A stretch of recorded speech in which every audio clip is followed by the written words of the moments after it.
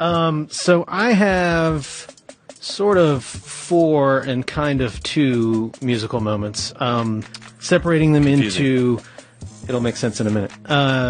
Separating them into the first bit are the mixes, the musical mixes that were released after Deep Space Bass. So the first one being the Black Hole Megamix, and we have, if we did this correctly, the first 30 seconds or so of that mix with the album art. So let's just play that beginning, and then we can sort of talk about what that is and where you can get it if you are not already familiar.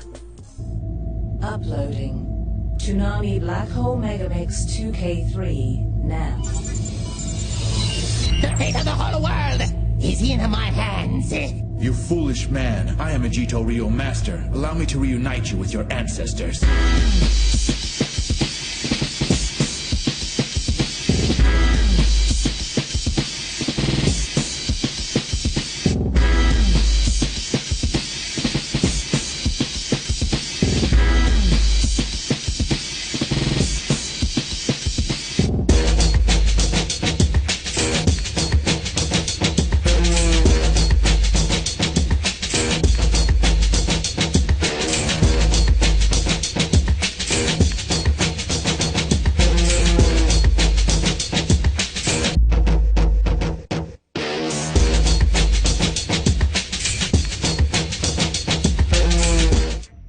So that's the beginning of the first track, and that was originally going to be a sequel to Deep Space Bass, or it was... I'm trying to think why we did it. Why did we do that? So, first of all, Toonami Black Hole Megamix is a mixtape of right music from different... Go ahead. So this was...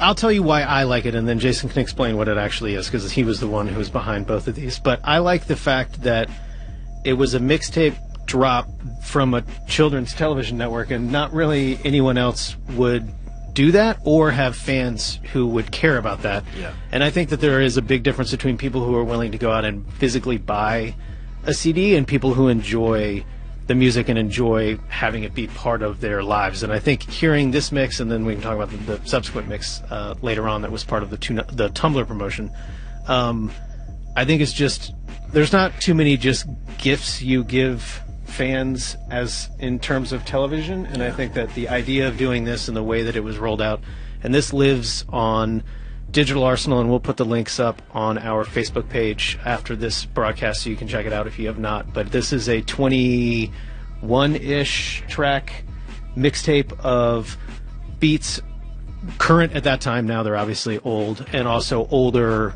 beats mixed in with cartoon clips and bits of Tom and Sarah, the older Sarah voice now at this point. So it's sort of, if you haven't heard it before, it's definitely going to be a blast in the past type record. But I think that just the idea of putting it out and that people liked it and reference it, I think is what I like about it, because it's just illustrating what I feel like is different for Toonami, the Toonami fans. Like, you're not looking for the Kids WB mixtape drop. Like, that's just not something that is there, but I think that it's not only is it not that is it expected that it's coming, but like it's well received. So do you want to talk a little bit about like what you remember of the whys and the hows? I don't remember. I think it was created by myself. I'm DJ Clarknova, and a guy named Ed Bear, who was our audio engineer, who worked with Joe Boyd Vigil actually, and I can't remember how it was like the genesis of why we did it. I think we did it.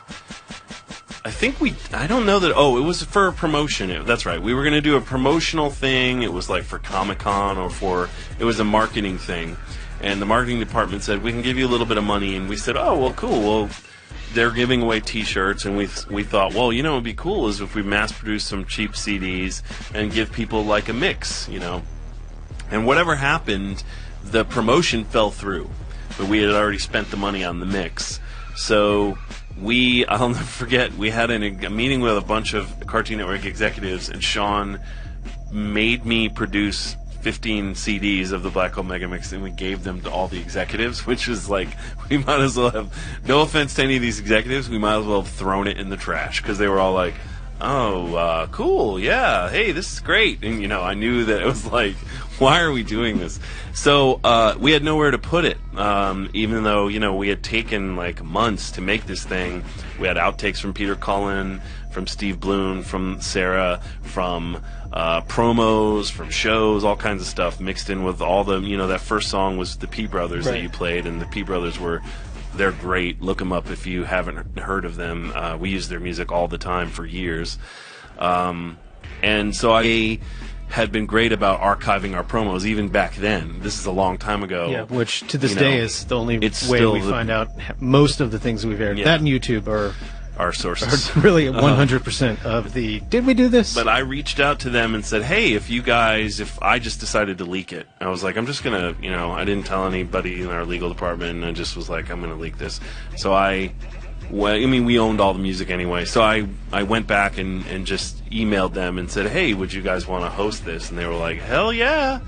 So they threw it up there, and just became a thing that some Toonami fans found out about. Like, if you were in the know and you started digging deep into Toonami fandom, you found this mix.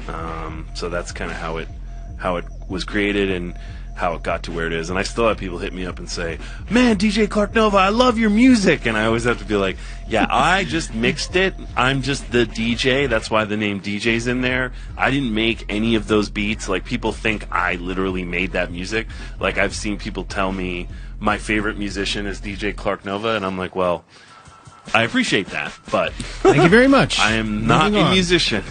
So anyway, yeah, that's how it happened.